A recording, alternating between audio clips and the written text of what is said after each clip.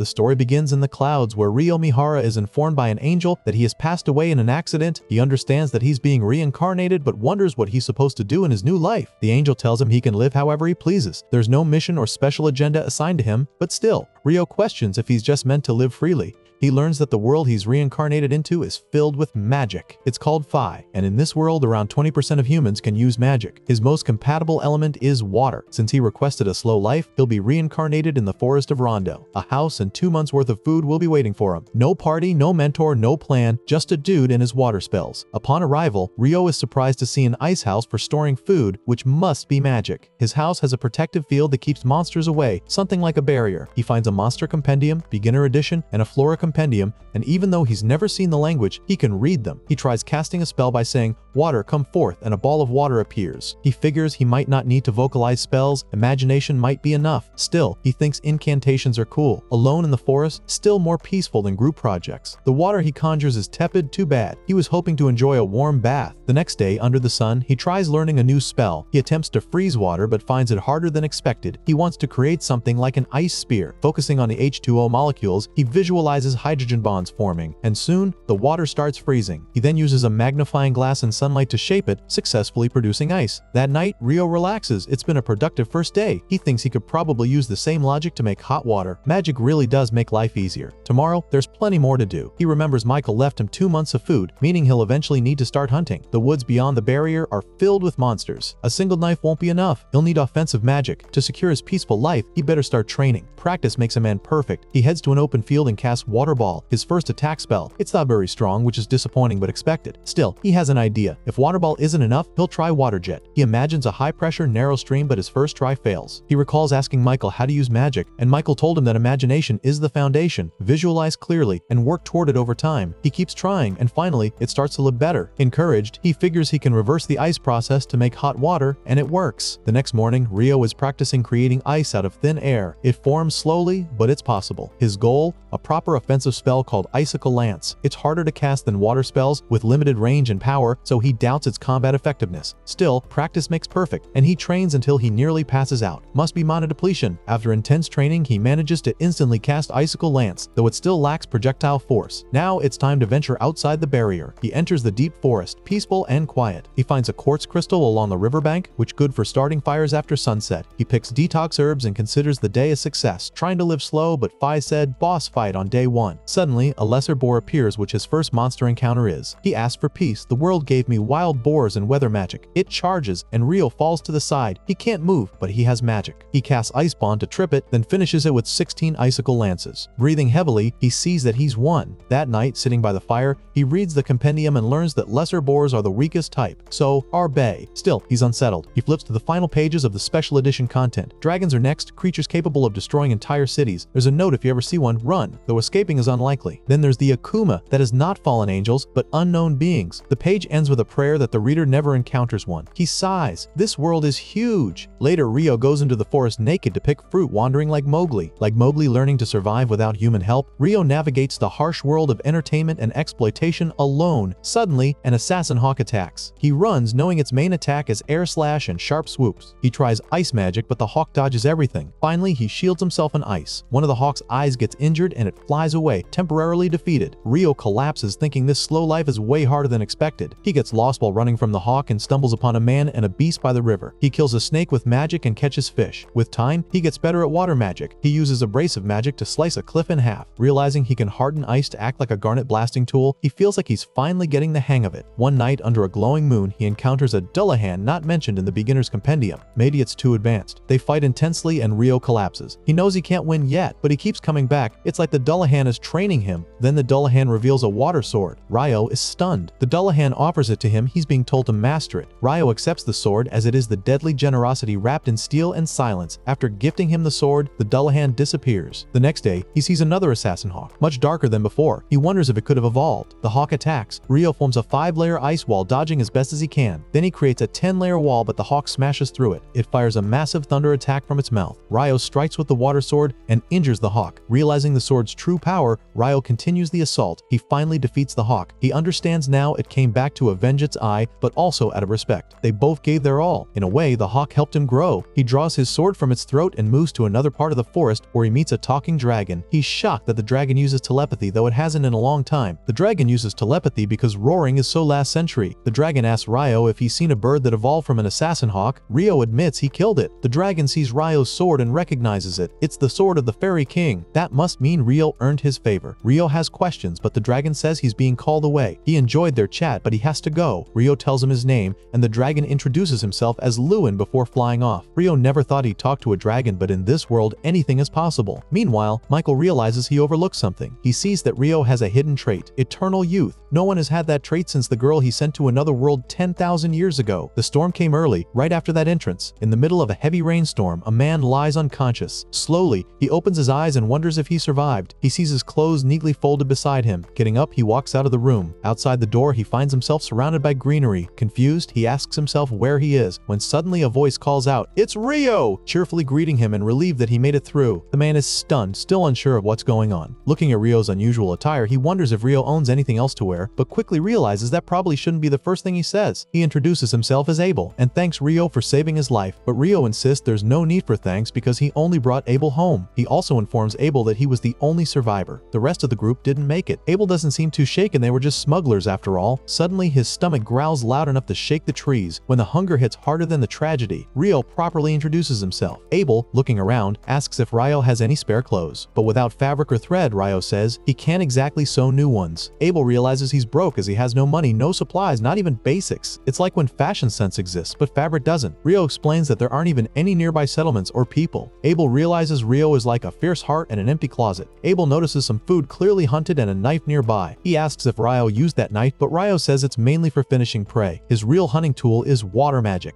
Abel is impressed. He tells Ryo that even in the central provinces, only about half the population can use magic. Ryo recalls that Michael told him only about 20% can use it in Phi. Abel then asks to be shown the coastline. He wants to confirm something. As they walk, he assumes Ryo must have lost everything and been forced into this rugged lifestyle. Abel offers to take the front line if trouble arises, but Ryo initially refuses. Abel insists that he doesn't want to be the guy who always gets saved. That would ruin his reputation. Abel fears that his hero status slowly turning into sidekick status. Ryo agrees to stay back. When they reach the shore, all the bodies are gone, maybe eaten or just washed out to sea. Looks like they missed their funeral by high tide. Abel knows he would have ended up like them if Ryo hadn't saved him. He explores the wrecked boat, while Ryo continues calling him Mr. Abel. Abel protests that his lifesaver can be so formal. He tells him to just call him Abel. Ryo agrees and Abel smiles. He's happy to be addressed normally. Abel fails to find what he was searching for in the boat. Ryo asks about his next move. Abel decides to try rendezvousing with his companions, starting with the town of Loon, but he thinks he's been swept far south. Unsure of his location, he asks Ryo to act as a guide. Ryo agrees. As they set off, Ryo takes a moment that night to say goodbye to someone. Abel thought Ryo said no one lived nearby. Maybe he's paying respects. Ryo visits the Dullahan and tells him he'll be away from the forest of Rondo for a while. He thanks him and requests one final spar, promising to give it his all. After an intense bout, Ryo is left panting. The Dullahan responds by creating a massive water ball that transforms into a flowing cape. Ryo accepts it with gratitude. Instant upgrade, from magician to mysterious hero. The next morning, he wears the cape with pride. Draped in style, ready to steal every scene, their journey begins. On the way, they encounter a wild boar. Abel swiftly slays it using combat skills. Ryo, unfamiliar with the concept, asks about it. Abel explains. That night, they camp out peacefully under the stars. The next morning, their journey continues. They spot a group of lizard folk. Ryo senses danger and kills them using icicle lance of level 4. Afterward, he magically crafts a cup of water and hands it to Abel, hydrated by elemental hydration. They continue walking. Abel shows Ryo a bronze florin, currency from the kingdom of Nightly where Loon is located. Ryo's never seen it. Abel explains that each province mints its coins, but they all follow the same denominations. Nightly is one of the 3 major powers, along with the Dabuhi Empire and the Handaloo Federation. Ryo finds Dabuhi a weird name. Suddenly, Abel hears stone shifting. Ryo quickly erects an ice wall, but they're surrounded. They'd wandered into a rock golem nest. Abel runs in with combat skills, but the golems regenerate. Ryo casts a 10-layer ice wall. It holds them off well. The final golem drops a large, vivid magic stone. Ryo hopes to collect more, but the others have already crumbled. Moving on, they see a massive hippo-like creature. Abel calls it a behemoth. From another direction, wyverns appear. Looks like they scored front row seats to a monster battle. The wyverns strike, but the behemoth shrugs off their attacks and annihilates them using magic negation. That night, they sit by the fire. Abel mentions traps and dungeons with similar magic nullifying effects. Ryo's eyes light up. He wants to explore a dungeon one day. Abel admits there's one in Looney, the town they're headed to, but didn't mention it earlier since he didn't know Ryo was into that sort of thing. They discussed dwarves and elves. Dwarves are mastersmiths and fierce fighters. Loon has a few. Elves mostly keep to their forest settlements. Ryo imagined them just like that. The two talked the whole night. The next day, they approach the mountains. Ryo predicts they're nearing human territory. Abel wonders where Ryo's getting this intel. Secretly, Ryo remembers what Lewin the talking dragon told him, that the land is surrounded by sea on 3 sides and mountains to the north, acting as a natural barrier. Ryo doesn't mention Lewin, brushing it off as a source beyond human understanding. Suddenly, a shadow appears above. A massive eagle stares down at them. Abel is drenched in sweat, frozen in fear. Ryo quickly tosses meat into the air. The eagle grabs it and flies off. Ryo breathes a sigh of relief. Abel, still shaken, notes that humans aren't built to fight beasts like that, and no one's seen behemoths or griffins for centuries. He suspects something's off about this place. Ryo thinks humans just haven't tried hard enough. Maybe the mountains kept the beasts out, but something brought them here, possibly someone. Soon they come upon a nest of wyverns. Abel warns that wyverns are far too much for the two of them. Normally, it takes a party of 20 seasoned adventurers, casualties included. Wyvern expected an army, got a dynamic duo instead. Even so, Ryo thinks avoiding a fight isn't possible. He asks if grounding them would make them easier to deal with. Abel agrees. Ryo casts an ice spear spell, raining frozen death from above and pinning the wyverns to the ground. Abel charges in and activates his combat skill known as Total Impalement. The combo wipes out the entire flock. Wyverns wanted 20, got 2, regretted everything. Abel harvests the magic stones. Turns out that was easier than expected. Abel wonders if they should be worried. Ryo turns to Abel and says to him that he prefers near-death battles to get his blood pumping. He is out here chasing boss fights for the adrenaline. Abel groans and tells him to stick to the plan. Ryo agrees, so long as Abel's up for it. Abel stares at the remaining wyvern flock. They will have to take them all down. They are not done yet. Time to clear the whole raid. Their journey resumes. Another peaceful day, and through it all, they're still together. After finally learning how to bonk wyverns like a pro, Ryo was ready to do it again and again. But Abel said, no way, no more fire-breathing chicken lizards today. Anyways, the best part that happened is that they got tons of shiny magic stones from the monsters. It was like finding treasure in a video game loot box. They walked pretty far north, but still had no clue where they were. Ryo guessed that maybe they are going to the Debuhi Empire. Abel laughed and said, nope, that place is way farther north. Good news, they hadn't gotten lost. Phew! Everyone sighed like they just avoided a giant spider. Abel didn't get why the Empire had a bad rap, but just saying the name made everyone shiver. Suddenly a road appeared, stretching like it wanted to help. Abel pointed and said, Keladi Town is that way, road trip, here they go. Town meant comfy beds, yummy food, and no mosquitoes camping on their faces. Both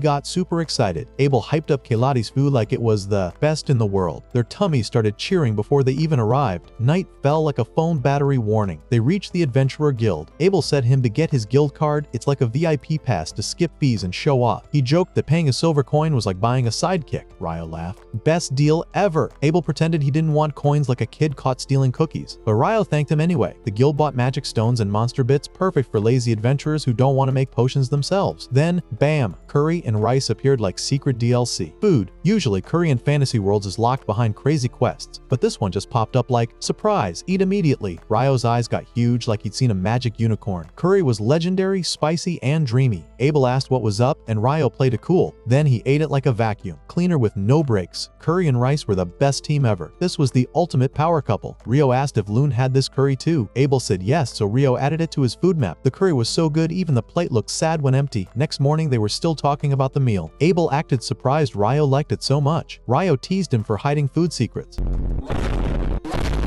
Ryo wanted to know about dessert, and Abel said he'd think about spilling the beans. They packed up and headed home. Golden wheat fields waved hello like friendly giants. A guard named Namur spotted Abel and thanked him. Abel paid the entry fee like a generous king. They went straight to the Adventurer Guild. Abel explained that newbies usually start at rank F, but with his recommendation, Ryo could start higher. Since Abel was B rank, he gave a big thumbs up for Ryo. Money wasn't a problem. Loot was like a treasure chest bursting with gold, but too much loot could crash the market. Abel trusted the guildmaster to handle it. Inside, people cheered like it was a surprise party. Abel's back, time to celebrate. While Abel got mobbed by fans, Ryo stood quietly. Then a girl appeared, said his clothes were cool, and left like a side quest. Ryo blinked. Abel grabbed him and told everyone Ryo saved his life. Hero status unlocked. Everyone thanked Ryo. His name started trending like a celebrity. Abel pushed for Ryo to get rank D. The receptionist said the Crimson Sword never gave recommendations. Abel said Ryo earned it. They needed proof, so a meeting with the guildmaster was set. Guildmaster Humaglass welcomed them. Super relieved Abel was alive. He nearly had a heart attack, he said. Hugh thanked Ryo like he saved the whole city. Ryo pulled out a sack of magic stones like a walking monster farm. Hugh's eyes popped big time. So many stones it looked like Rio soloed a raid boss. Abel said they came from wyverns near the scary Malefic Mountains. Hugh was shocked. Nobody crosses those mountains in lives? Abel asked if stones proved it. Spoiler, they did. Hugh approved. Rio's rank upgrade faster than a speedrun. Abel stamped it like a boss manager. Suddenly, a door slammed. A girl ran in and hugged Abel. Lynn, Rhea, and Warren, Abel's squad, joined the fun. Tears, hugs, and happy vibes filled the room. Hugh told Nina to do the paperwork. Crimson Sword was basically the town celebrity club. Ryo went from unknown to MVP in one cutscene. They wondered if rank D was too low. Hugh said even Abel couldn't solo wyvern, so Ryo must be powerful. The guildmaster didn't see a normal adventure, he saw a whole boss fight. Nina started the registration. She explained the steps. Free lodging for 300 days after joining. Monthly dungeon training classes. Rio signed up right away. Class started in 2 days at 9 a.m. Nina pointed to the clock and says him to not be late. She gave Rio a glowing registration crystal, like getting a game power-up. Bam, official adventurer unlocked. Hugh planned to spread the news of Abel's survival. Hype levels went way up. Time to collect payment for the escort mission. Abel wanted to buy Rio clothes and a staff, but Rio didn't have a staff, just a tiny sword hidden like a secret weapon. He cast spells without gear. Total cheat code move. Rio asks him how the world worked. Turns out it had days, weeks, and months just like Earth. Measurements were in centimeters and curry was everywhere. Abel came back with gear. The squad threw a mini party for Rio. Food, laughs, and clapping. Rio was the guest of honor. Abel's return was the spark everyone needed. After the party, Rio walked with Nina. She said Ra admired Abel. Nils and Ito popped up, training nearby. They waved like friendly NPCs. Nina left and the boys started chatting. Nils said Nina was pretty. Ito joked all clerks were super competitive. One of them said the real dream was to be awesome and get noticed by cool girls. Nina came back with a new adventurer, Eamon, 16, ready to start his journey. She and Ryo would attend the dungeon course together. Party members unlocked. Meanwhile, Abel's squad argued about magic. Lynn, the friend of Abel, didn't believe water magic was strong. Ice walls floating in air. Sounds like a fairy tale. Abel said Ryo's magic was next level. Even Ryo was impressed. Lynn doubted ice spears could break wyvern windshields. Abel swore it happened. Rhea told stories about the Inferno magician who burned armies solo. She compared Rio to that. If Rio joined the Empire, game over. Abel said don't worry. The Debui Empire had a cursed name and bad vibes. The squad didn't get it but trusted Abel. For now, chill mode was on. One thing was clear, Rio was special. The big dungeon adventure finally started. The squad was super excited but also a little nervous, like when waiting for the ice cream truck to arrive. Amon was bouncing around like a squirrel who drank 10 cups of coffee. Rio joked that if he used up all his energy now, he would be snoozing by lunchtime. Everyone laughed, but the butterflies in their stomachs kept fluttering. Before going in, the teacher gathered everyone for a quick question time. Rio surprised everyone by asking if teleporting to places already visited in the dungeon was possible. The teacher blinked like, wait, seriously? Then smiled and said that in some dungeons far south, sure, but not in their hometown dungeon, Loon. Just stories and wishful thinking there. Eamon looked at Rio like he just found out he was secretly a wizard spy. Rio shrugged and said he heard it from someone once. Still, it felt like secret info. The dungeon wasn't just some scary hole, it was like the town's big, creepy basement. The whole city had grown around it, like a giant tree with roots underground. Near the town gate was the guild office, where adventurers usually signed in and out, but today was special. It was school time for monster fighters. The squad stepped into the dungeon's first layer. No scary monsters yet, just a gentle warm-up. Like training wheels on a bike, but in a dark, spooky cave. They could explore freely but had to stay near the teacher. Suddenly, the air buzzed. Rio and Eamon both felt it. Something was nearby. Rio pointed, and out came a soldier ant, the tutorial boss of the dungeon bugs. It might look small, but its neck was its weak spot. Anyone who ignored that usually got smacked hard. Rio fired his Icicle Lance 8 spell like a frosty rocket launcher. Eamon followed with a sharp sword slash. The ant fell down, defeated. Loot time! They grabbed a magic stone, because no first mission feels complete without treasure to brag about. The sun set, and the team finished with 0 injuries. Score! Back at the base, Ito's eyes sparkled as he praised Ryo's first strike. Amon was ready for round 2, wanting to jump back in right away, but dungeon solo wasn't the best idea. Rio offered to join next time and planned a trip to the 3rd layer. They'd heard soldier ants were showing up in the wrong places, trouble brewing. Abel, the cool local adventurer, dropped by with news. Soldier ants were digging up early. Smart bugs, bad timing. Rio teased that veterans were picking on newbies. Abel laughed and called it motivational therapy, like tough love from monsters. Then came introductions. Abel, the walking chaos, asked Ryo's roommates to babysit him, not because he was weak, but because of some weird habits. Nils, already half a fanboy, introduced himself with so much excitement he could have named a pet after Abel. They shook hands like they just signed a game contract. He reminded everyone to stay alive, classic adventurer advice. When asked why he was late, he said he'd just returned from a crazy time warp quest. Then Rhea showed up, pulling Abel to meet the guildmaster. Lynn stared at Rio like she was trying to read secret cheat codes in his brain. The squad disappeared down the hallway, Abel being dragged like a stubborn kid refusing bedtime. On the way back, Rhea told Lynn to calm down a bit. Lynn didn't blink, too focused on Rio's skills. Abel joked the magic show was just getting started, so lots of drama ahead. The next monster hunt began with Eamon slicing enemies like chopping onions, fast and smooth, reminding everyone of Abel's style. Eamon shared that his teacher was Kiro, a retired adventurer from a famous royal sword school. Top-tier training, like the Olympics of sword fighting. Rio, mostly known as a mage, handled his sword like he had a grudge. His fighting style had no fancy name, just pure vibes. He told Eamon to think of training like running a marathon. Build stamina now, look cool later. Even Abel, the natural talent, didn't skip basic drills. Discipline mattered. Eamon got inspired, ready to practice hard and level up. The next day, Rio skipped dungeon duty and hit the library. First trip, he left with a bag full of magic books and a cookbook, because adventuring needs brains and snacks. While Rio was thinking about book prices, the sky suddenly went dark, not just cloudy, but a full eclipse. Then, out of nowhere, fire magic rained down like a fiery disco party. Quick on his feet, Rio used ice magic to dodge the fiery doom. Then, a mysterious girl. Her eyes were like fire alarms and her attitude was even hotter. Rio sensed danger, maybe an Akuma, maybe worse. Escape crossed his mind, but he had just enough time to cast a protective barrier. Even her famous Hellfire attack got blocked. She was impressed but thought Ryo's magic was bold and a little silly. Then she noticed the Fairy King's robes he wore. Her mood switched instantly. No more fireballs, now weapons were drawn. She charged like a rollerblading tornado. Rio dodged and parried, sparks flying everywhere. Her attacks were fast but didn't have the pressure of true masters. Still, she fought fiercely and demanded to know who Rio was. A new wave of strikes came. Rio blocked and countered, landing a clean hit. She healed in the middle of battle like a boss character, laughing arrogantly. Then, out of nowhere, a surprise fireball hit her. She vanished, only to reappear after the sky cleared. She said the fight was fun and that it had been ages since she felt so alive. Her name was Leonor Urraca Albuquerque, fancy enough to be royalty, and her favorite hobby was chaos. Before leaving, she boldly claimed Rio as her property, which sounds so wild. She promised to come back stronger. Rio's future just got bookmarked by a firestorm. Exhausted, he limped away. But just as he headed out, shock struck. His roommates were under attack. Time for a dramatic entrance? No warning, just icy justice from Rio. The attackers didn't stand a chance. Dan, the ringleader from room 11, got introduced to Regret. Rio handed Ito a healing potion and told the team to rest. Ito patched the bruises with magic. No broken bones, but the hits felt like getting run over by a truck. That attack, if it had landed better, could have been disastrous. But Rio promised to explain everything later. The battlefield cooled down like leftover fries. Kinda sad, but still there. Goblins disappeared faster than cookies when someone says, "Who wants dessert?" Rio kept thinking about yesterday's fight like it was the hardest video game level ever. Leonor's magic was wild, fast and flashy, like a dance party where everyone's showing off their coolest moves. If her spells had a TikTok, they'd have millions of views and sparkly effects. Time to get stronger,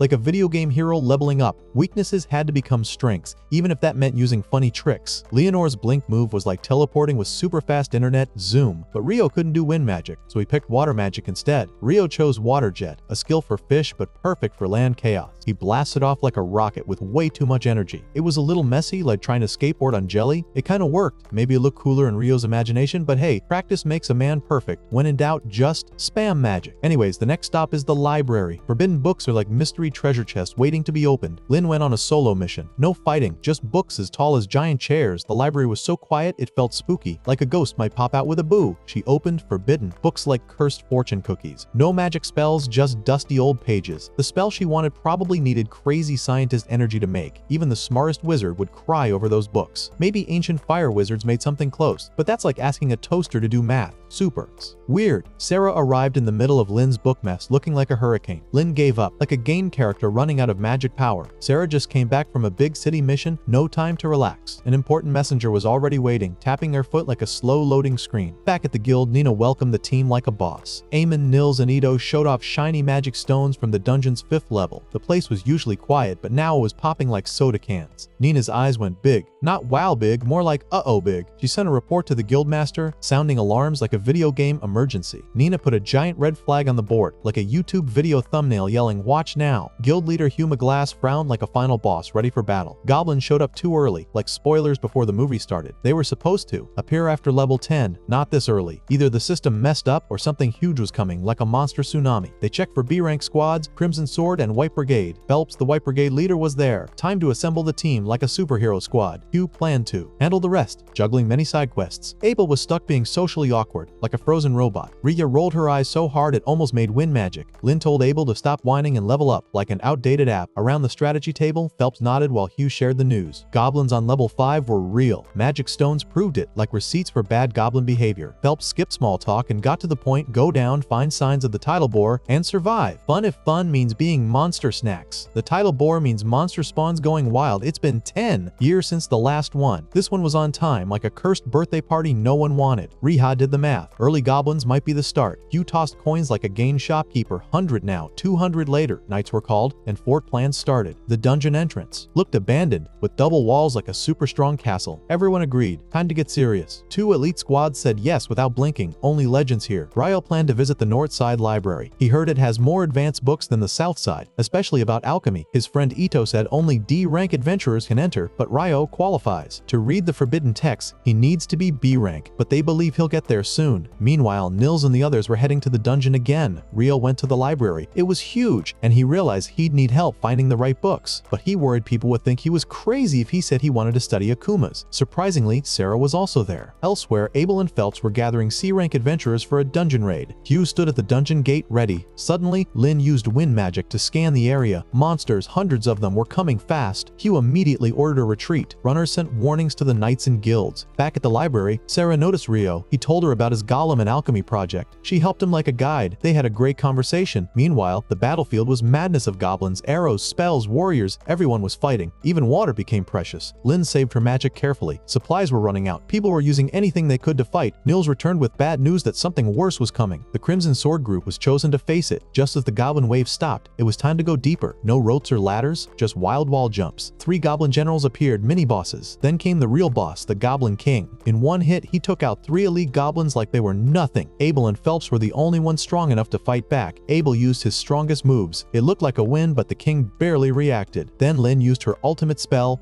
Bullet Rain. Magic fell from the sky like a storm. They finally beat the Goblin King. Phelps was amazed. Back at the library, he left with sharp eyes and big dreams. His golem plan was just beginning, and the real adventure hadn't even started yet. All the guys are having a blast at the party. They are drinking as if they have not had a drink in ages. They are eating meat like they have never seen it before. Ryo is shocked to witness this party scene. Meanwhile, Hugh is envious of the guys who are able to join the party. He wishes he could be drinking. He is overburdened with work. He manages the guild, makes reports to the capital, requests for funds for the great tidal boar handles, paperwork for payouts, does assessments of the adventurers who participated, and plans to restore and replenish the facilities. He has a lot on his plate to handle for a human. He is worried that researchers from the capital are going to show up wanting to study what happened, even though the dungeon is going to be sealed for a month. He is definitely underwater. They are celebrating the end of the great tidal boar at the guild. Lynn and Rhea enter the guild together. Ryo has his priorities straight. He finds the celebration to be a good reason to drink alcohol. Nils approaches him to tell him that he should have seen Abel when Abel thrust his sword at the Goblin King and gave Lynn the signal to unleash a crazy spell. Abel is the only one who was able to dodge one of the most powerful wind spells, the Bullet Rain with the sword skill, Perfect Shadow. Abel says it is a technique for dodging any kind of ranged attack, including magic. Everyone is really impressed by Abel's abilities. Lynn and Rhea come to find Abel. Rhea knew he would be with Ryo. She asks Abel if Ryo is his favorite pal, and Ryo feels a bit of hostility. Lynn asks Ryo if he is really able to conjure an ice wall way up in the air. Ryo reveals that 40 meters or more is his limit. It is not child's play, and it took Ryo quite a while to master. Most people cannot do it at all. Lynn asks him if it is some kind of original spell because most magic is invoked by reciting existing incantations. Ryo explains that it comes down to personal preference and everyone has a different style of incantations. After hearing that the buffet is closing soon, Ryo takes his leave from Lynn and Rhea. Abel says that Ryo can cast spells even without incantations, and this goes beyond strange. Later, Nils, Eamon, and Ito stand in front of the dungeon feeling hopeless after finding no jobs. Ryo approaches them to learn the reason they are not working. With the dungeon closed, they thought of taking some collection quests on the surface, but there has been such an influx the past few days that buyers are rescinding their usual requests. Ryo is looking for some ore, but it is all sold out. He needed it because he wanted to practice alchemy. Ito asks if he is talking about magic copper ore, which is really expensive. Ryo found one at the store for 50 gold coins. Ryo is rich while others cannot even earn if they want to. Ryo offers the 3 of them a job. There is a magic copper ore vein outside the dungeon, and Ryo wants to find it. There is an abandoned mine near the village of Rusay. Ryo offers them 4 gold coins as pay, and he will buy the magic copper ore for 25 gold coins per piece. His only concern is that the 3 of them make it back safely. Later, Ryo witnesses some evil guys harassing a girl. A man is trying to save her from the armed men. One armed man takes out his sword to teach the poor guy a lesson for getting in his way. But suddenly, the armed man fell over and could not move his leg. It was Phelps doing as he was standing behind them. He shouts at them for behaving without manners while being knights of the kingdom. Phelps is annoyed nobleman and heir to the House of Heinlein. He is the son of the former Knights commander. The Knights quickly vanish from the scene on Phelps's orders. Phelps encourages Dan, the man who intervened to save the girl. Phelps looks up at the window and greets Rio. Phelps introduces himself as the captain of the White Brigade. Phelps has heard about Rio's magic power through Abel. Rio and Abel sit together at the cafe. Rio refuses to treat Abel to lunch as he is the junior. Rio teases Abel that there must be a lucky girl who has caught his eye. Abel tells Rio that Lynn has a crush on Warren. Rio thinks they are a striking pair and that love can overcome a little height difference. Rio knows that Abel is interested in Riha, and Abel's reaction just confirmed it. He might as well have hearts popping out of his eyes. Abel decides to use Rio's help. One of the dispatchers sent to Lune is an old friend of Abel's. Abel is trying to collect some runaway knights tonight before they cause trouble. Rio spots some unknown adventurers who are hiding their faces. Many travelers come to explore the dungeon from time to time, but the thing is, the dungeon is closed at the moment. Rio and Abel catch them and hand them over to the guards. Later, a bunch of knights follow Phelps to take their revenge. Shenna takes the matter into her own hands and deals with them even before they bother Phelps. Hugh agrees to open the dungeon on the Majesty's request, but he makes himself clear that if anything happens, then the town of Line and the guild would not be held responsible. A girl with big blue eyes approaches Rio. She is nervous. She asks Rio to take her to the guild quickly. She hands an envelope to Abel sent by Professor Hilarion. The professor has asked for the guild support for the court magicians as they investigate the dungeon. The dungeon is closed because decades ago an A-rank party never returned from it. Their leader was said to be superhuman and he still did not make it back alive. No one knows what goes on in the dungeon following a great title bore. Sounds like a 1-star review. The dungeon is going to be open tomorrow, but some adventurers are sad because only D-rankers and above will be allowed to enter. The next morning, Hugh gives a briefing to all members regarding the dungeon. The E and F rankers are not invited to the investigation team. Rio raises a question about a magic stone being discovered from the monsters in the boar. Hugh reveals that all of the magic stones collected from the great title boar were pale. That includes the Goblin King and the Goblin Generals. Rio regrets asking the man a simple question. The man sent from the capital, Clive Staples, investigates the dungeon with his team. They find a large entrance inside that might be connected to another location, maybe to paradise or hell. Clive refers to it as the gate for their purposes. He orders his men to set up the equipment and begin examining it as soon as possible. Abel asks Lynn, Rihia, and Warren if they are all alright. They have been relocated and don't know where they are. They start examining their surroundings because they have no idea what might be coming. The director Staples thinks the gate was responsible for what happened. The theory is that the monsters from this great title boar came from below the 38th layer of the dungeon. There is a high chance the gate was the source of it all. He believes that discovering the real root of the title boar, which contradicts the prevailing theory, will make an excellent finding. He decides to build scaffolding for his ascent to department head. They notice something strange that catches their attention. They are shocked to see the readings have vanished. Meanwhile, Christopher Blatt from the College of Magic comes there. He asks if there is something anomalous in the dungeon. Moments ago, people entering the dungeon disappeared while making their way in with the local adventurers they had hired.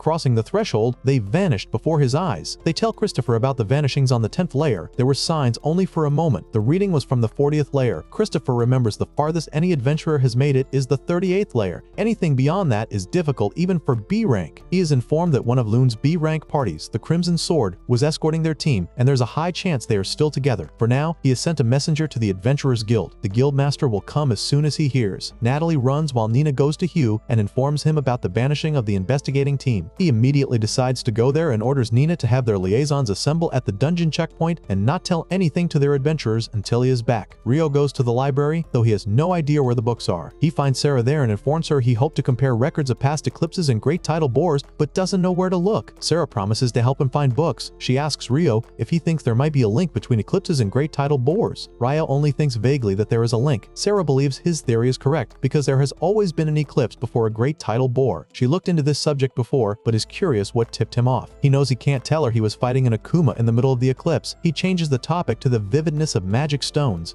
She knows the longer a monster lives, the more vivid its stone becomes. She tells him about pale stones, which imply the monsters only recently spawned. He tells about goblins and their generals and kings. It is unheard of for a cohort like that to spawn suddenly, but if they were created artificially, that would have taken considerable energy. He questions whether she already knew the magic stones were pale. She knew from past records which are not in good condition, so even librarians don't know about them. On the other hand, Harold Lawrence tells Abel the sensation they felt was just like he experienced teleportation in a dungeon of the Western Province. They don't know where they are currently. It is safe to say they were forcibly relocated. Harold sees that the wind magic in this device appears to be working. The air here is bothering him. He asks Rhea if it reminds her of anything. She is reminded of Sanctuary Square, as in the spell only the highest ranked priests can cast. Its protection is said to deflect all offensive spells and physical attacks. Abel concludes they have been trapped inside some kind of barrier. He asks Lynn if she can use Prove to check for anything of note note around them. She detects multiple humans at about 500 meters ahead. Harold thinks they can assume Clive and his team were whisked to wherever this is. They decide to rendezvous. Meanwhile, Hugh is informed about the reading. He cannot believe this because even if they mobilize every adventurer in town, they would never make it that far. Christopher questions why these people vanished. He apologizes to Hugh because he and his subordinate cannot risk going into a situation so uncertain. Hugh realizes they can only pray for their safety. Meanwhile, the team is getting killed by devils. They are requested to stay inside their barriers. Clive has only read about them before, but they match the description. Abel and Harold wonder what is going on. Rhea tells them about devils who are enemies of the gods and angels and are stronger than humans. Harold tells his team to get ready to hem them in. They launch air javelin, fire javelin, and stone javelin. Rhea thinks magic is ineffective against them, but Harold says it has never been confirmed. There are too many devils, so Harold thinks they will be out of mana. Harold tells Abel the fourth volley will be their last as they have no firepower left. Abel decides to move to melee combat. The Crimson Sword group fights the devils. Harold sees that the Crimson Sword lives up to its reputation. They kill devils one after another. Lynn and Rhea are out of mana, still 6 devils left. Rhea points at a devil she thinks might be a demon prince because he has different colored eyes. A demon prince is the immature form of a demon lord. Only 4 can exist at once. One will become the demon lord. There is no record of anyone except a hero defeating one. Abel goes in intending to beat them all except the prince. He believes in exceptions. The demon prince hits Rhea, wanting to do this one-on-one. He is frighteningly fast and strong. Abel cannot envision a way to win. Their spells have been deflected. The devils break the barriers and kill those men. Abel stays strong. He enables his zero turn, trying hard to hit the demon prince but fails. The demon prince is about to slaughter Abel when Rhea cries. Her tear brings Rio to the place, who asks Abel if he is hurt. Rio never thought he would see Abel on the verge of death because of something like that. Rio seeing Abel almost dead over something so weak is like watching a lion trip on a pebble. Rio tells them to head back and ensures to handle the demon prince. Rio cannot believe anything. This weak is kin to a demon lord. He enables his Icicle Lance 6 and Water Jet, which kills 3 devils at once. He takes out his sword to get over of the demon prince.